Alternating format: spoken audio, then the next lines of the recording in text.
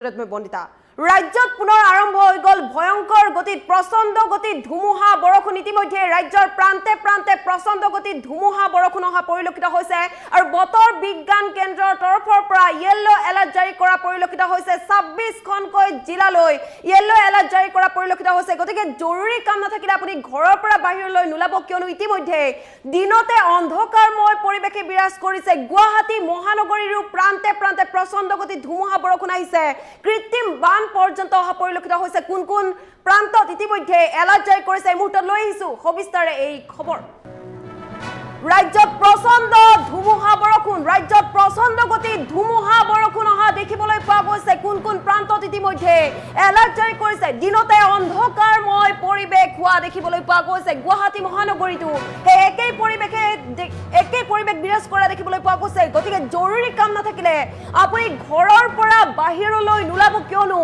বতৰ বিজ্ঞান কেন্দ্ৰৰ তৰফৰ পৰা 26খনকৈ জিলালৈ য়েলো এলাৰ্ট জাৰি কৰা পৰিলক্ষিত হৈছে নিখাৰে পৰা ৰাজ্যত ধাৰাখাৰ বৰষুণ নিখাৰে পৰা ৰাজ্যত ধাৰাখাৰ তথা প্ৰচণ্ড বৰষুণৰ সৃষ্টি হৈছে ৰাজ্যজুৰি সৃষ্টি কৰিছে ত্ৰাসৰ ৰাজ্যজুৰি প্ৰচণ্ড বৰষুণে তাণ্ডৱৰ সৃষ্টি কৰিছে গুৱাহাটী মহানগৰীতো নেৰা নেপেৰা বৰষুণ আৰু ৰাজ্যৰ প্ৰান্তে প্ৰান্তে কৃত্ৰিম বান হোৱা দেখিবলৈ পোৱা গৈছে গুৱাহাটী মহানগৰীৰ কোনো প্ৰান্তত কৃত্ৰিম বান হোৱা দেখিবলৈ পোৱা গৈছে আৰু ৰাজ্যৰ 26খনকৈ জিলালৈ জাৰি কৰা হৈছে য়েলো এলাৰ্ট ইতিমধ্যে জাৰি কৰা হৈছে এলাৰ্ট আৰু কোকৰাঝাৰ ধুবুৰী চিৰাং বঙাইগাঁও গোৱালপাৰা জিলাত ইতিমধ্যে এলাৰ্ট জাৰি কৰিছে বৰপেটা বাক্সা বজালী নলবাৰী কামৰূপ মেট্ৰত জাৰি কৰা হৈছে য়েলো এলাৰ্ট আৰু লগতে উদালগুৰি জিলাত শোণিতপুৰ বিশ্বনাথ লখিমপুৰ জিলাতো জাৰি কৰা হৈছে য়েলো এলাৰ্ট মাজুলী যোৰহাট শিৱসাগৰ ধেমাজি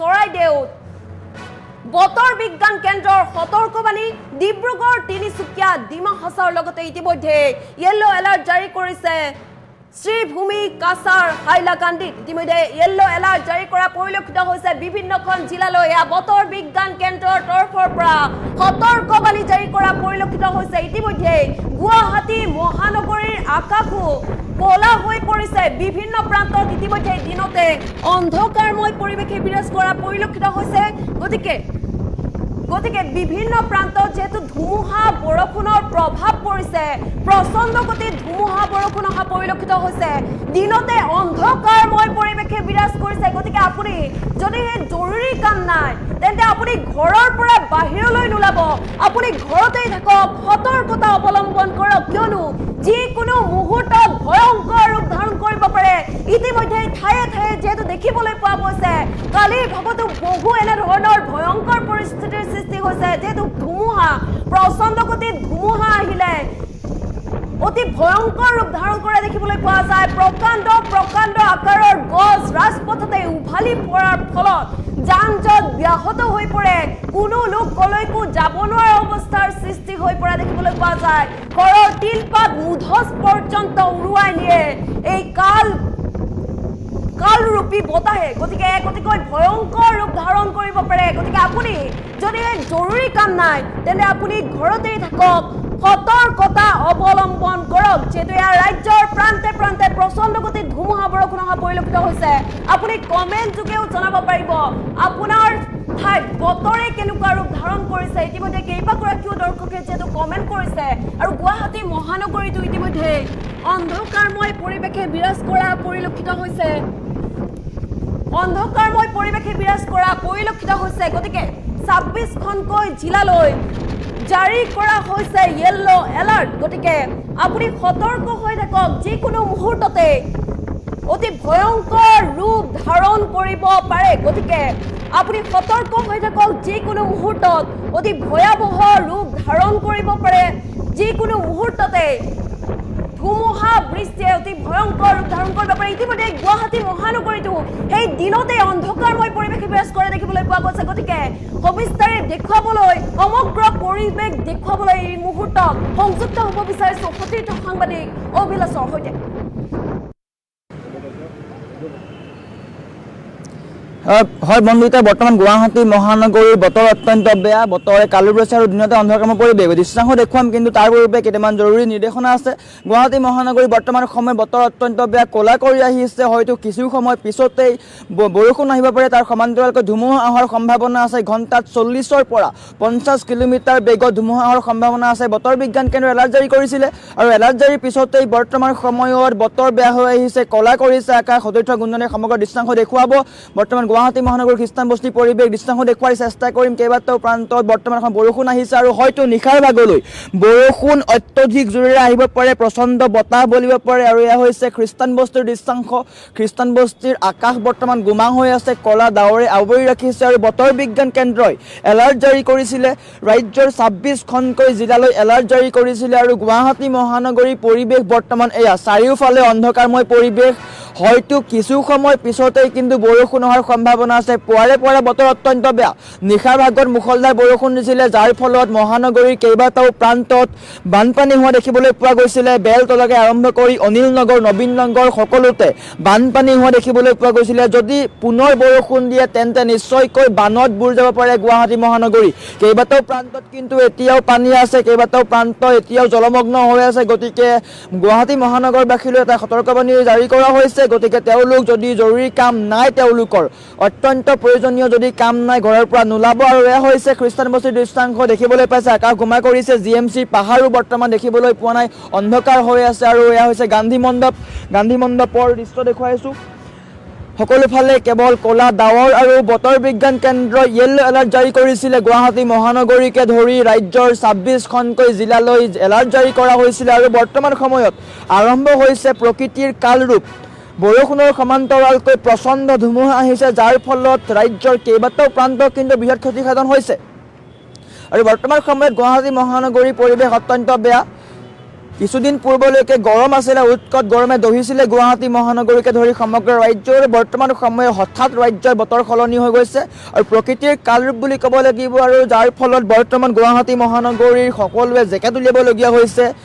যিসকলে গৰম বুলি ভাবিছিলে জেকেট বাকচত ভৰাইছিলে, আৰু বৰ্তমান তেওঁলোকে জেকেট উলিয়াবলগীয়া হৈছে। গুৱাহাটী মহানগৰীৰ ৰাজপথত যিসকল লোক ওলাইছে সকলোৱে জেকেট পৰিধান কৰিবলগীয়া হৈছে, কিয়নো বতৰ অত্যন্ত বেয়া, ঠাণ্ডাময় পৰিৱেশ। আৰু হয়তো বৰষুণ দিলে বানপানী হোৱাৰো সম্ভাৱনা আছে। তাৰ উপৰিও যদি ধুমুহা দিয়ে তেন্তে বৃহৎ ক্ষতিসাধন হ'ব পাৰে। আৰু বতৰ বিজ্ঞান কেন্দ্ৰই এলাৰ্ট জাৰি কৰিছিলে, কেইবাটাও প্ৰান্তত এলাৰ্ট জাৰি কৰিছে। আৰু বৰ্তমান গুৱাহাটী মহানগৰীৰ পৰিৱেশ এয়া খ্ৰীষ্টানবস্তিৰ পৰিৱেশ। খ্ৰীষ্টানবস্তিৰ সমান্তৰালকৈ গুৱাহাটী মহানগৰীৰ কেইবাটাও প্ৰান্তত কিন্তু বানপানী হৈছে।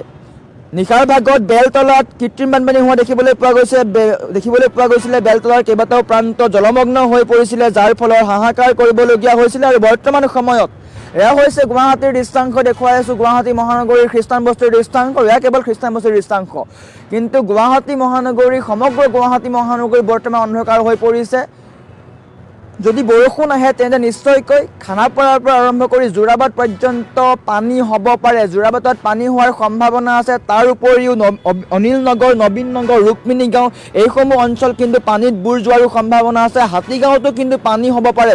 গতিকে যিসকলে ভাবিছে বাহিৰ যাম বুলি তেন্তে এতিয়াই কাম কৰি লওক, কিয়নো আৰু কিছু সময় পিছতেই হয়তো বতৰে কালৰূপ ল'ব পাৰে। বতৰ এতিয়া কিনকিনীয়া বৰষুণ অহা আৰম্ভ হৈছে। আমি বৰ্তমান চাদৰ ওপৰত আছোঁ, আৰু বৰ্তমান কিনকিনীয়া বৰষুণ আহিছে, আৰু হয়তো কিছু সময় পিছতেই হয়তো প্ৰচণ্ড বৰষুণ আহিব পাৰে।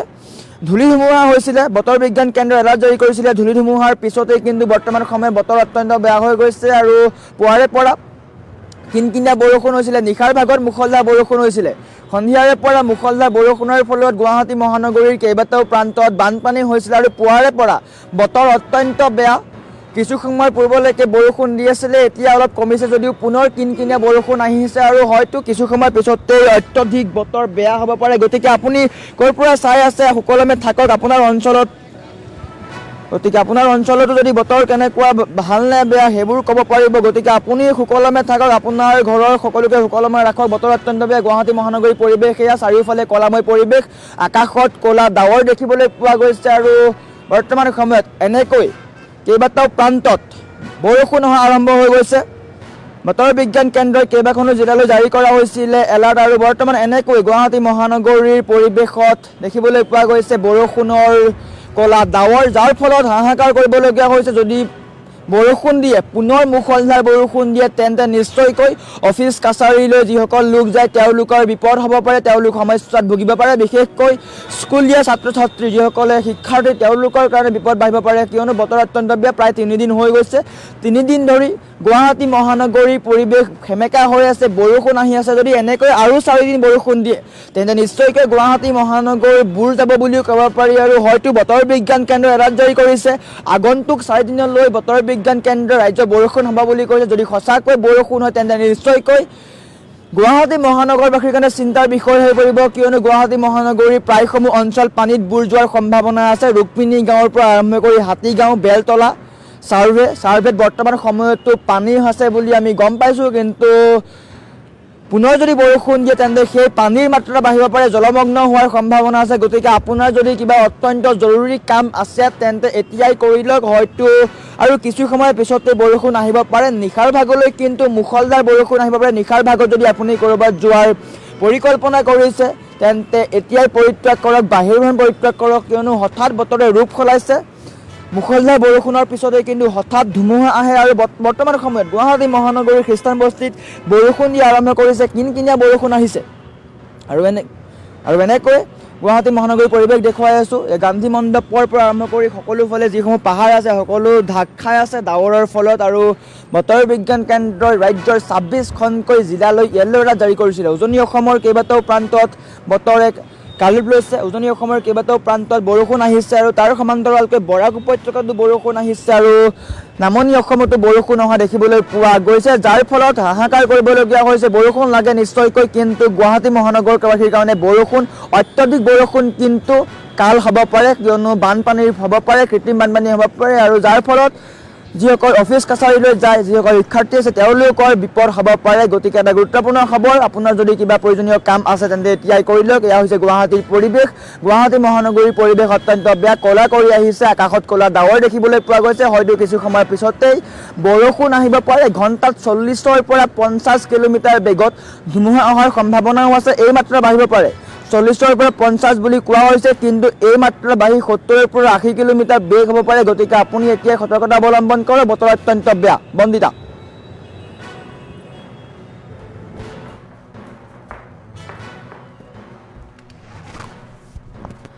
হয় অভিলাষ, আপোনাক ধন্যবাদ জনাইছোঁ। ইতিমধ্যে যিহেতু ৰাজ্যৰ প্ৰান্তে প্ৰান্তে এয়া ধুমুহা বৰষুণ হোৱা পৰিলক্ষিত হৈছে, গতিকে জৰুৰী কাম নাথাকিলে আপুনি ঘৰতে থাকক, সতৰ্কতা অৱলম্বন কৰক। যিহেতু 26খনকৈ জিলালৈ এয়া এলাৰ্ট জাৰি কৰা পৰিলক্ষিত হৈছে, গতিকে আপুনি সতৰ্কতা অৱলম্বন কৰক আৰু আন 10জনকো সতৰ্কতা অৱলম্বন কৰাবলৈ আপুনি অনুৰোধ জনাওক।